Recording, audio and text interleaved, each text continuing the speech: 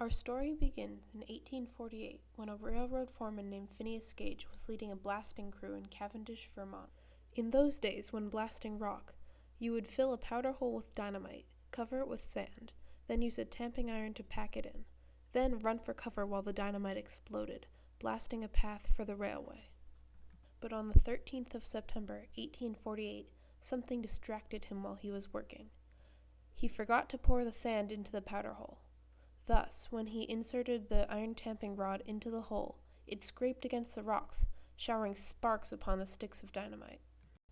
The resulting explosion rocketed the tamping iron out of the hole, and it landed 80 feet away.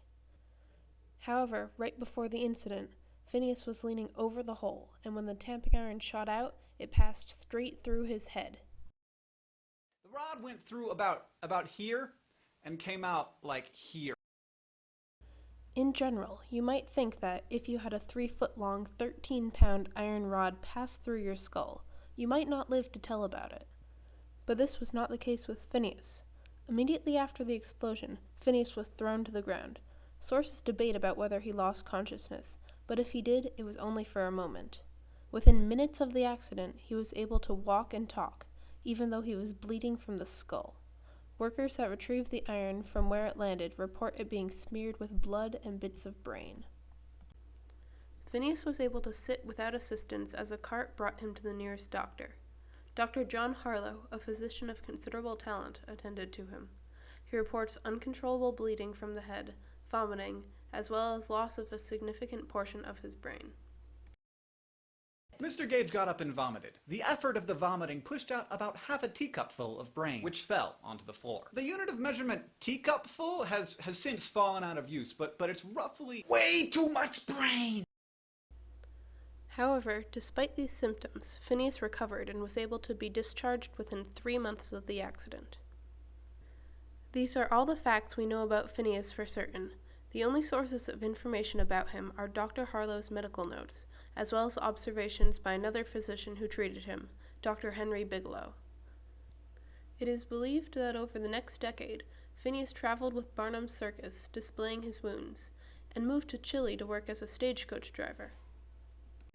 Eventually, Harlow tells us, he came home to live with his family, and died of epileptic seizures in 1860, 12 years after the accident. Harlow only learned of his death 5 years later, so no autopsy was performed on the body. However, Harlow asked to keep the skull and tamping iron of the patient. These 2 artifacts are currently displayed at Harvard Medical School. The most commonly cited fact about Phineas Gage is the reason why he pursued all those different jobs in the first place. When he first recovered from the injury, he tried to regain his old job as a railroad foreman. When he used to be capable, well-liked, and a favorite with his men, the injury altered his personality so much that those who knew him say he was no longer Gage. As Harlow puts it,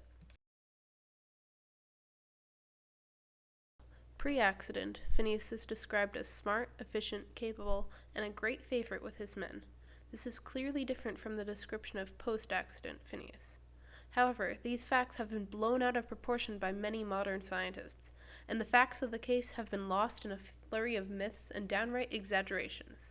Most interpretations of Phineas's behavior are molded to support particular theories of brain function and do not have any basis in the facts of the case. Phineas's personality change is the most commonly cited fact in this case, but it may not be a valid fact at all. Some modern scientists have proposed that the infamous personality change was only temporary, and that Phineas regained most of his intellectual facilities within a few years of the accident. As mentioned above, Phineas spent many years in Chile as a stagecoach driver. Malcolm Macmillan, a leading modern researcher on Phineas Gage's case, describes the duties he would have had in such an occupation. Phineas would have had to do all this before beginning a 13-hour journey over 100 miles of poor roads, often in times of political instability or revolution, and in a land to whose language and customs he arrived an utter stranger.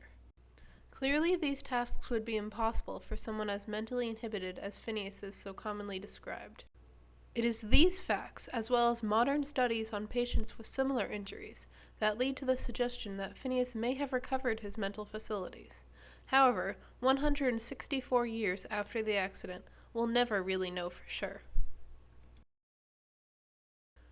So, if we'll never know the truth of Phineas's case, why bother studying it? Phineas was important for several reasons. He has been cited as proof of brain areas specialized to specific functions, such as social facilities, but this hypothesis is not fully supported.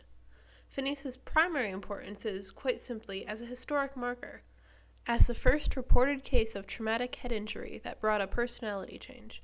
He was revolutionary because at the time people didn't think it was possible to survive an injury to the brain. Now we understand that it is possible, as exemplified by the recent case of Gabrielle Gifford surviving a bullet that passed through her brain. We'll never know the true facts of Phineas's life and recovery, but we know that he is a milestone on the continuing path to understanding our brain.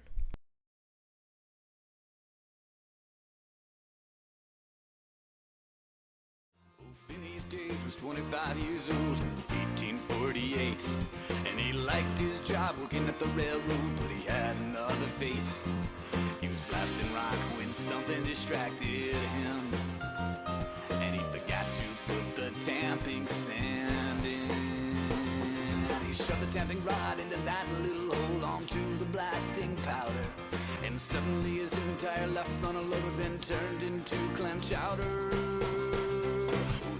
Story of Phineas Gage, who was stabbed in the brain, and once your frontal lobe has been destroyed, you can never go home again. A little while later, Phineas Gage was sitting on his bed.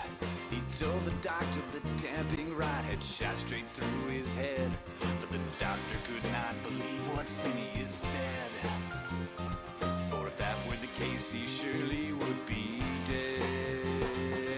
Phineas had a coughing fit, and a teacup full of brains fell out of his head, and that was more than the doctor could explain. Oh, this is the story of Phineas Gage, who was stabbed in the brain, and once your frontal lobe has been destroyed, you can never go home again. Well, the doctor told the family to prepare for Gage's death, 'cause the one you take before your head gets stabbed is usually your last breath. And Phineas spent the next few months in bed, in and out of consciousness with a swelling in his head. But mere months after the accident, he walked right down his stairs, as if having lost a quarter of his brain and left him no worse for wear. Oh, this is the story of Phineas Gage, who was stabbed in the brain, and once your frontal lobe has been destroyed, you can never go home again. But unfortunately for Phineas, our story won't end there. The reason we still know his name is the strangest part of this affair. After his brain was scrambled, his friends and family said, "Oh, this is no longer Phineas, there's a new man here instead." And thus we know that operating on the brain need not cause death, and that what makes a person who he is not the heart but the head. Oh, this is the story of Phineas Gage, who was stabbed in the brain, and once your frontal lobe has been destroyed, you can never go home again. Oh, Phineas Gage was 37 years old when he finally made his way back to his home and family, for he could tell the day of his death was finally creeping up on him, 'cause he forgot to put the tamping sand in. And as common in these cases of severe head trauma, seizures took their toll and put an end to this drama.